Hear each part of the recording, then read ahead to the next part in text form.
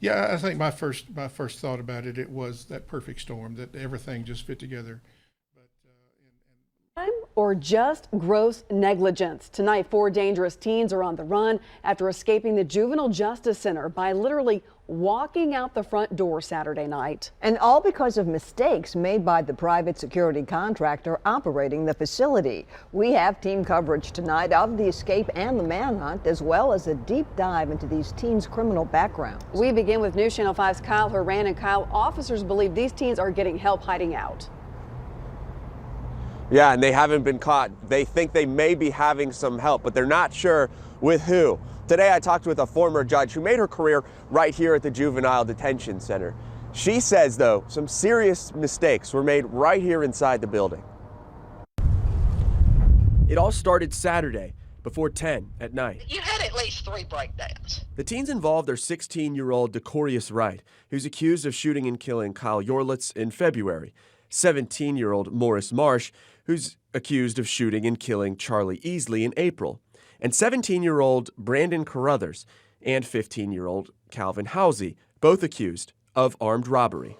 They were on work duty inside, which is fine according to former juvenile court judge Betty Green. Now, assuming they're working, if you have the proper supervision, that's fine. Kids need to work. Lord knows most of them don't know how to today. Had it not led to their escape, the person who was supposed to be supervising them left to go break up a fight in another area of the detention center. It had to be a comedy of errors.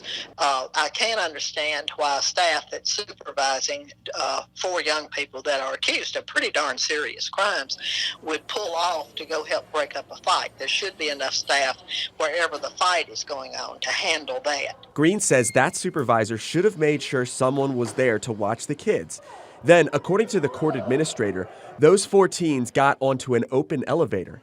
They then got the attention of a staff member who was walking by and convinced them to radio master control to send the elevator to the basement, where they then left the building freely. According to the court, that staff member thought those teens were accompanied by one of the employees at the center. Green says she doesn't know why an employee would trust a teen accused of a serious crime. The way this went down makes Green think that there were staffing issues happening at the facility that night. Contractors make their money by cutting corners. And the most expensive thing about running any facility is the staff. The fewer staff that you can pay, the more money your company is going to make. And one final thing that we know is that supervisor got into their car and tried to drive around looking for those teens before 911 was called. There was a 35-minute gap from the time they realized that those teens were missing until that call was made. Tonight, 3 staff members have been fired from that private contracting company, and 1 person is suspended for 3 days. The investigation is ongoing. Reporting live, Kyle Horan, News Channel 5. Kyle, thank you.